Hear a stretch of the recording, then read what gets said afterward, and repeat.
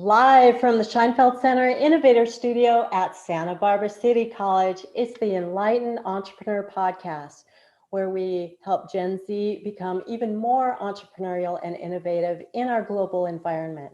I'm your host, Julie Sampson, Director of the Scheinfeld Center. And hey, welcome everybody. I hope all is well with all that is, and there's a lot that is these days, right? Thank you so much for coming. You know, we encourage you to engage with us. The live stream chat is open. We've got Carol there moderating for you, part of the Scheinfeld team. Thank you, Carol. We've got also Renee with us, part of the Scheinfeld team, backing us up. So yeah, let's just have a great time here today, learning and engaging with other innovators who are making things happen. Let's just dive right in, okay? Gen Z is evolving in a world of rapid change, uncertainty, and ambiguity. And at the same time, these conditions provide tremendous potential to drive change. How do Gen Z's natural inclinations prepare this generation to provide meaning, clarity, and direction as leaders in this era and beyond? And what leadership capacities do they need to develop to thrive? Let's break it down with three Gen Z leaders who are figuring it all out. We have Jireh Andre Bitangila Kabukapuais, who is an SBC student majoring in economics. He serves as the SBCC Leadership Club co-founder and president, SBCC ambassador, and he tutors statistics. Jireh is Congolese and was formerly living with his family in Brussels, Belgium, where he assisted his mother with running her business, and he hopes to start his own business one day. Julia Carlotta Nicolosi, who is a communications student at Loyola Marymount University.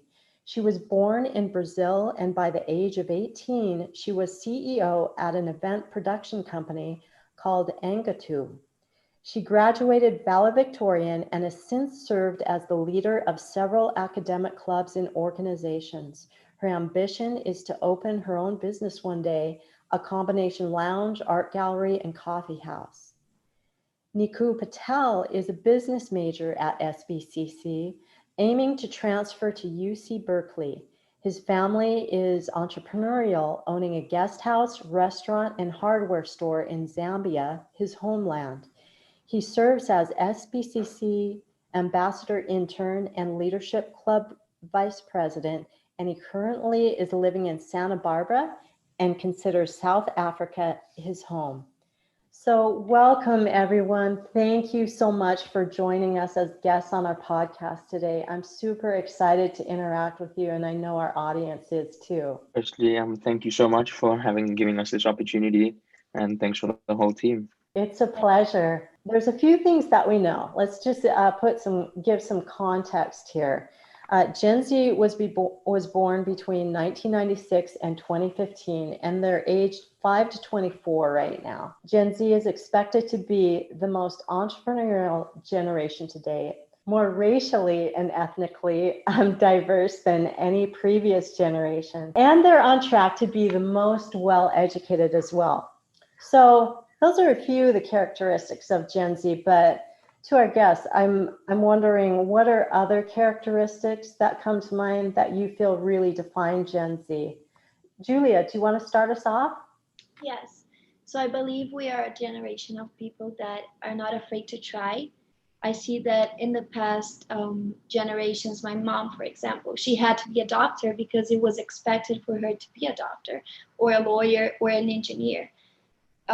And right now we can do anything we want. We can really try and experience many different things. We've had so much more access than they had before to access different things and different platforms and be in touch with a lot of different things that can inspire us to do different, right?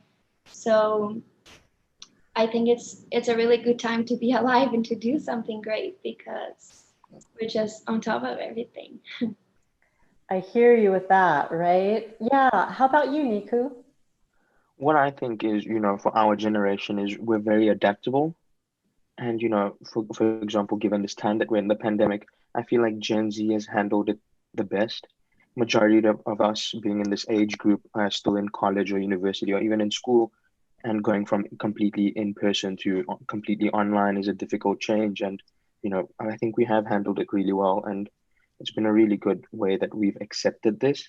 I don't want to say the new normal because it isn't, but I think, the fact that we're adaptable helps us succeed and will help us become more educated as well in the future. Excellent. How about you, Jireh? Thank you for asking. So I believe that we are a generation that have like this opportunity to take our own decision, like to make a change. And so like I can take an example of like, like with my team and I with the leadership club, like we try to make a change at school. We try to find like, this opportunity like to bring new things and to take our own decision and to be ourselves. That's what I believe. So thank you.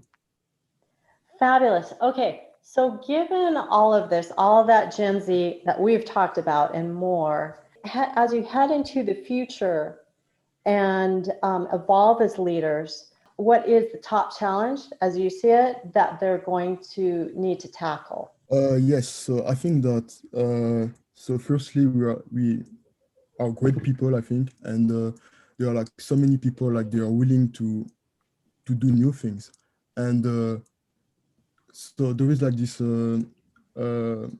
there is like less opportunity, and we have to fight to get those opportunity, and so like I think like it's more challenging, to be accepted in our society, like to be ourselves, and that makes things difficult. Like, we are like a lot of people for like less opportunity, and we are a lot to fight for those opportunities to get them. So Really great point. Yes, so I think that the biggest challenge right now is to find an identity, not only personal, which we're dealing with, but your business. Like, because of social media, I feel like people try to replicate what they see rather than finding their own uniqueness, So we see so many competition and no space for new things because everyone's really trying to do the same, doesn't want to do something different. It's not brave enough to take the risk. And with the platforms online, I feel like these similarities just come together, and it's more evidence when you copy something from someone else. I'd like to piggyback off Julia's point of social media being a very big challenge that we face today. And I think another big challenge that we face is technology. We instead of us owning the technology, the dynamic has become that the technology owns us.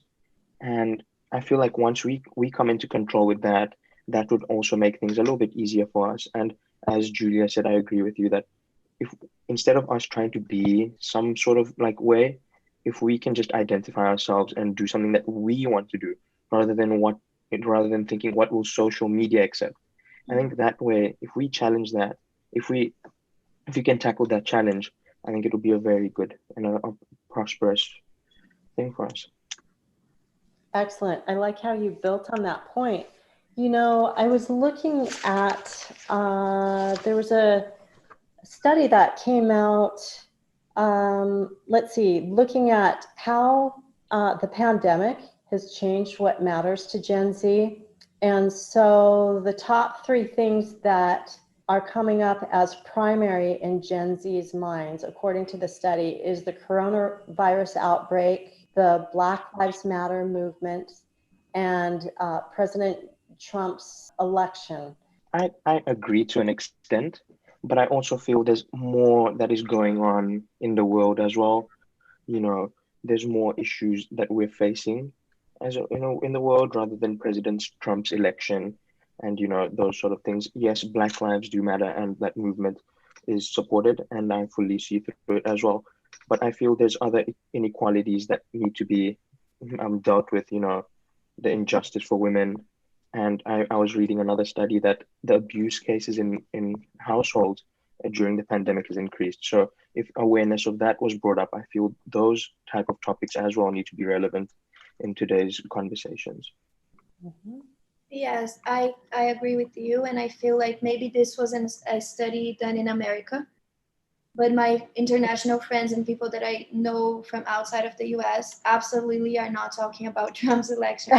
Have so many other things going on, and like Lebanon, for example, or like huge domestic violence in Brazil during quarantine, and so many other big issues that actually need attention, like in different parts of the world.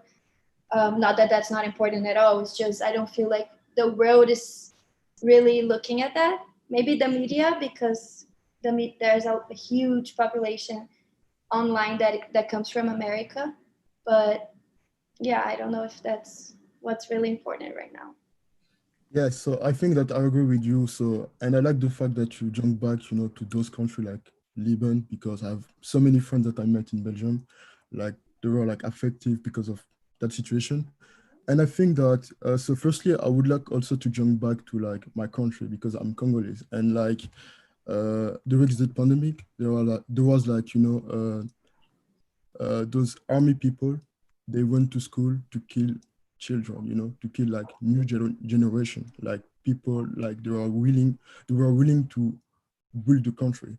And so actually, I'm wondering like when the pandemic has started with like those events like, the Black Panthers, Donald Trump election, I was like, what should I expect coming? We don't know what is going to come. Like even the news with the explosion in Lebanon. Like I was really shocked, but I was like, there's still something that is going to come, and so we should be aware of what is going to come, so we can like get used in advance, to be prepared. So and to prevent, a big explosion like in Lebanon. Excellent points. Yeah. So kind of following on to that, do you think that Gen Z in your homelands has the same characteristics, across borders? Have you experienced that? So for me, I don't think, because I mean I live in two countries. So the first one, it was in Congo, and when I was in Congo, I was attending an international school. So when like you are attending an international school, there is like this way of thinking, like you want to be like a leader in the countries. And what happened? So I had to leave the country because of like a civil war in my country. And when I moved to Belgium, and so I was joining like a public school, and it was my first time. I didn't know how to how to react, because the way of thinking of like attending like an international school and a public school is, way different. And so there was that thing that I felt like I was close, in Belgium. So I couldn't like be myself.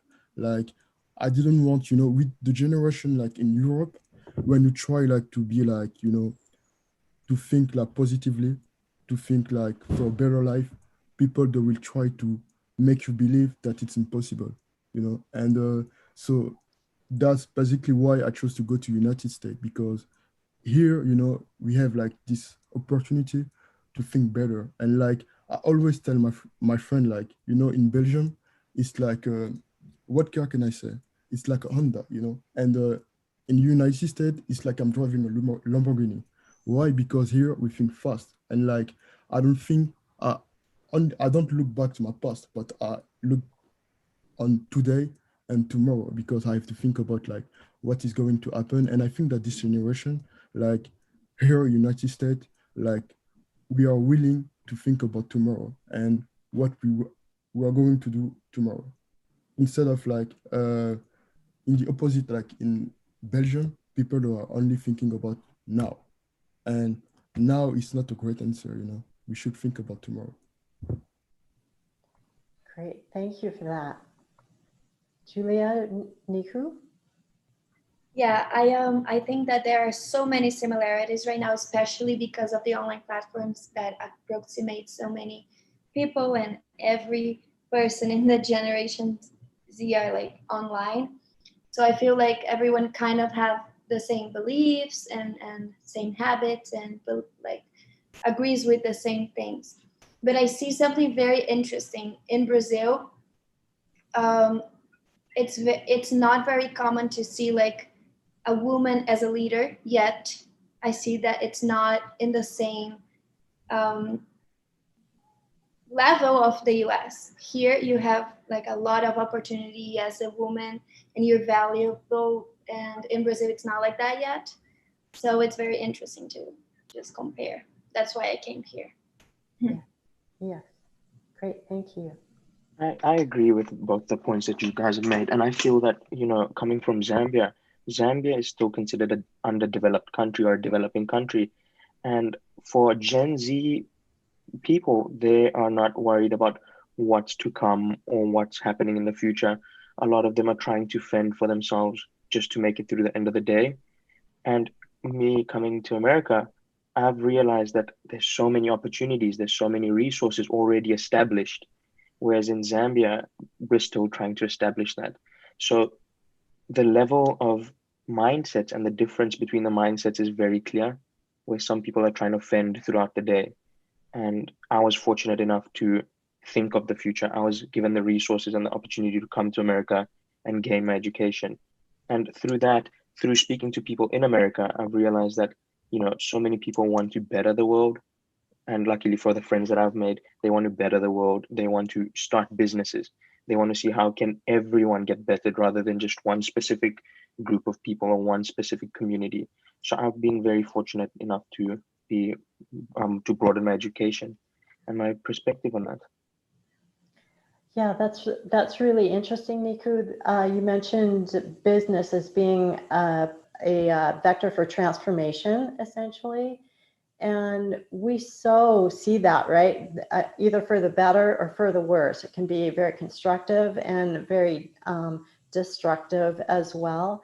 And so with Gen Z becoming entrepreneurial at such a young age, and with all of the democratization of some of the things that are needed for entrepreneurship, platforms to get your message across, to do commerce, access to education, enables Gen Z to leverage those skills that are used by entrepreneurs, which is looking at problems, searching for opportunities, creating new solutions, and this very real thing of having an idea, testing it, getting it out in front of the market, testing it, taking it back, reiterating on it, getting it back out there, learning as you go, learning by doing. I think that these are some really important traits with these global challenges. So all of you bring up really good points that there are different types of problems going on, of course, in the different countries and different levels of capacity to address bigger long-term issues. And also, in some countries, as you've mentioned, they're closer to, what they're doing on a day-to-day basis to make things work. And so as Gen Z leaders, how do you work together to address these things that are going on, because it's global economy, right? What's going on in one area, we are seeing over and over how it affects another area. So what do you think are the characteristics that as leaders that Gen Z really need to express and work in order to address this widespread reality that we have? I think, again, we need to make use of what is the challenge that we're facing, and that's technology and social media. I feel that if we can, nowadays, it's easier to connect with people from different countries. It's easier to send messages across. And I feel that if we use that to our advantage and we can come together, because I feel as this generation, we've become more accepting, and obviously there has been some issues, but we are learning to become more accepting. And with that, I feel that even in the business industries, that would happen and we could support each other. Recently, what I've been seeing is, everyone has been trying to support local businesses in Santa Barbara as well. And if we can do that on a global scale, I feel as Gen Z business leaders, that would help the whole global economy, as you said. Great. Yes, I agree with you. I feel like this is a good time to be brave, do something, and take action, because that's what a leader needs to do, right? And raise our voices and just do what burns inside of our hearts. And if it doesn't work, well, we can try again and just keep trying, right? It's the best time to do it, and we're young. And I just feel like the internet has changed so much in our lives, but it can be used for good. For example, like approximating so many people from everywhere. We're here in a call with you and 3 people that are international.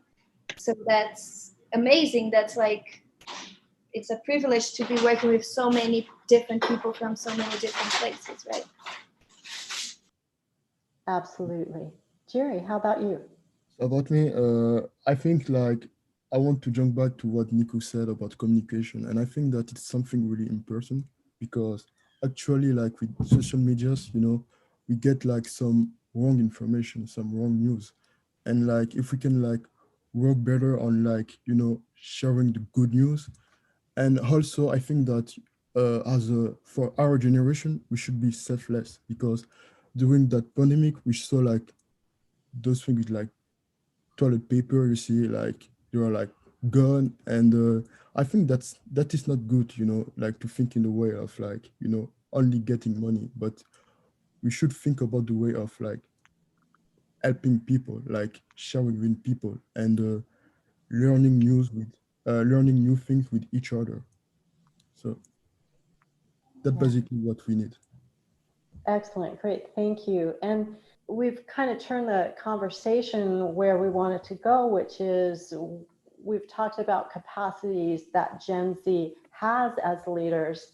And now we're kind of moving into, are there some capacities that they're not really developed in enough yet, or that they need to really improve in or focus on in order to be successful and help our world thrive in moving forward?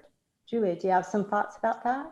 Patience. I think that's like what we need to work on, because we're so used to have everything all the time and so fast, and our pace is really fast. We want everything not tomorrow but today, and that's a business doesn't work like that. You have to like plant the seed every day, you take care of it, and then you will see the fruits later, and it takes a while and you may fail in the way. And if you don't have patience, you will just be frustrated and won't try again, won't keep going. So I feel like our generation needs to have more patience. Great. And how about me? I think like there is one thing that I always try to use, but I don't think that I'm good at it. It's love. Our generation need more love. And what does mean love? Love doesn't judge. Love doesn't like brag. And there is this thing with the judgment. We should like judge less and like listen more. Like we have like we came to a place that it's easy to judge people, easy to judge like uh, to judge what people do, and like we should like try to judge less, as I said, like to love more, like to spread love in our generation and for the next generation as well. I agree with both of the points that you've made. These are some of the changes that we need to make in order to get to where we would like to be. And there's always room for improvement. We would never be the best of us all the time. There's always room to improve. And I feel that for us, if we just maintain this determination, because as Julia said, there's that lack of patience. And I feel that in a business world, sometimes your business takes time to start off. It doesn't just happen like overnight. And if you feel that your business has failed almost and you just stop, I feel you've just like you've lacked the determination to see it through. If you just keep working at it, working hard, who knows what if it is the next thing. So I think if we just work on the determination, it would be great. So from what I'm hearing, it sounds like for these capacities that need to be developed, actually getting in and trying to do something entrepreneurial is a great way to develop those capacities. Would you agree or disagree? I would agree. I would agree to a certain extent, because not everyone has to be entrepreneurial. I feel that some people, they can express it through different ways and different channels and outlets. And some people who might think that business is their outlet and channel, they could do that. And again, business isn't just big corporations. It can be your small shop. It can be whatever you would like to do. So I feel these qualities would be best shown in just life, everyday life, and in your workplace. So I feel it would work in both places.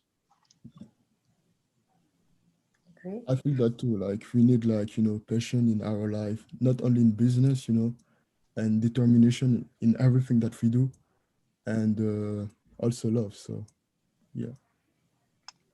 Yeah, very good. Yeah, so great.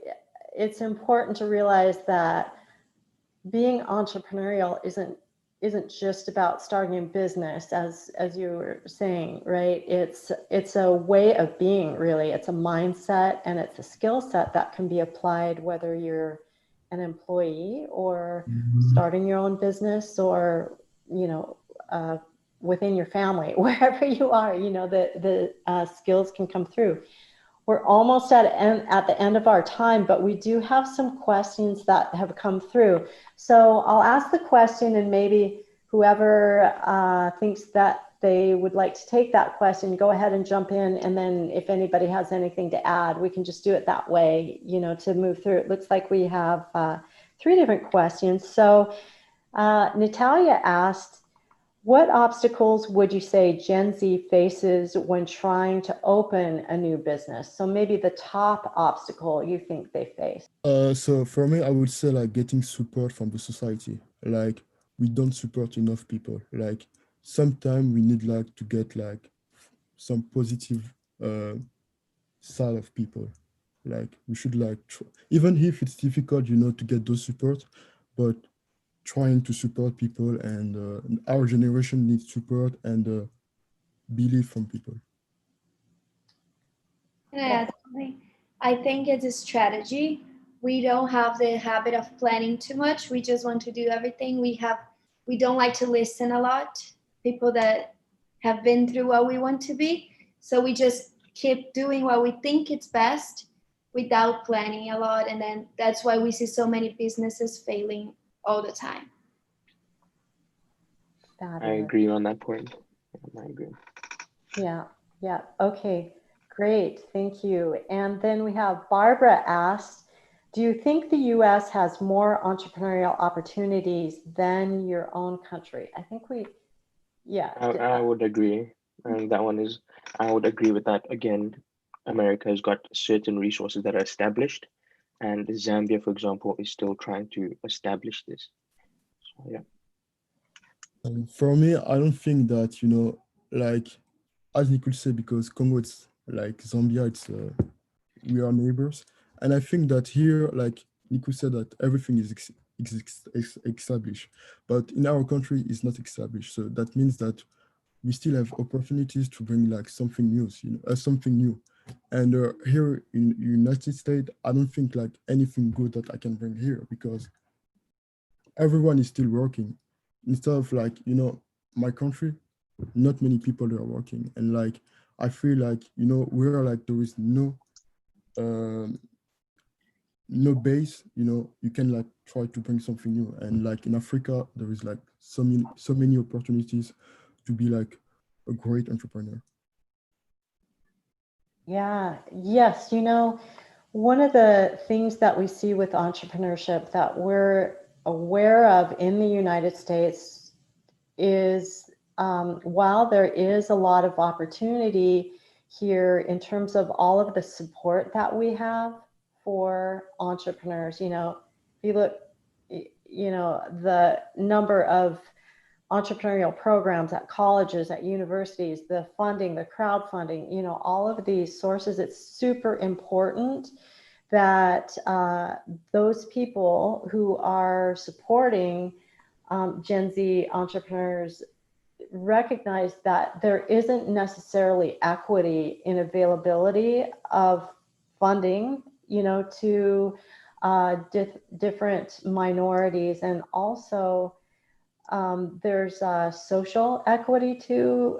It came up in our conversation, the need for help in establishing those networks, that are really going to help a business or a business-minded person really to thrive So really good points. Let's go for one more. What do you think your generation can learn from older generations about leadership? And what do you think older generations can learn from you? That's from Valerie Ellis. That's a really good question. I never thought about it. I think that maybe we can learn from them with planning. Everyone would, even like my parents, when we are going for a vacation, they have everything planned like a long time before, right? So they have always like something really explaining everything, what we're doing, what we're eating, what we're having, like what money goes to where. And I feel like we need to have like a very good business plan to actually put it to work. So it's very important to learn that from them. But I think we can also teach them to open the vision and work towards whatever it feels right to you, not what feels right to society. I feel like we're a generation that's more open to new opportunities and different things. So, yeah. Nice. I think I agree with that point, that from what we need to learn from the older generations is the patience and the organizational skills in order to run a business, and the thought process that they kind of took when they opened their businesses. And what I would say what they could learn from us is adaptability and their openness to change and how they accept it. Yes, about me, I think that we should learn how to be like patient and like, to be a good listener, because I think like older generation, they listen more. So, and our generation, we don't listen a lot.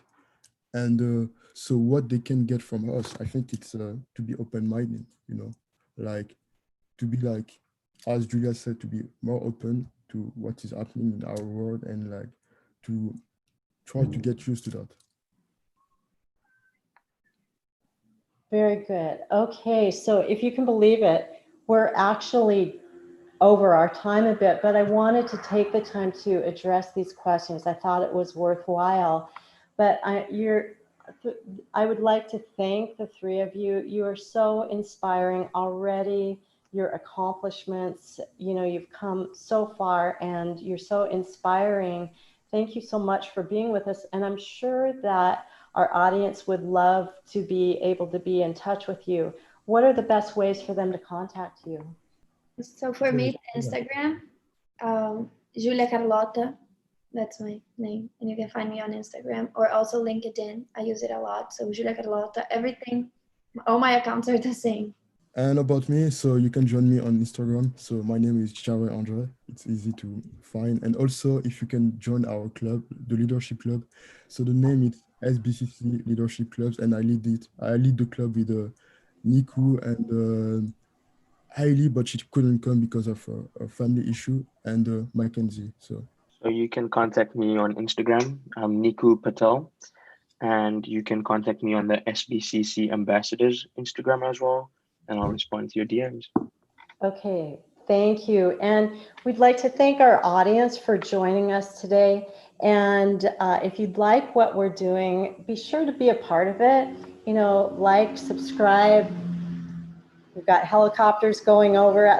Join us on Instagram, on our website, and also check out, we have an enterprise launch course that is starting up in October 5th. That's if you're interested in testing out an idea, that would be a really good way to do it. So with that, say goodbye, everybody, and thank you again. We'll see you next week. Bye.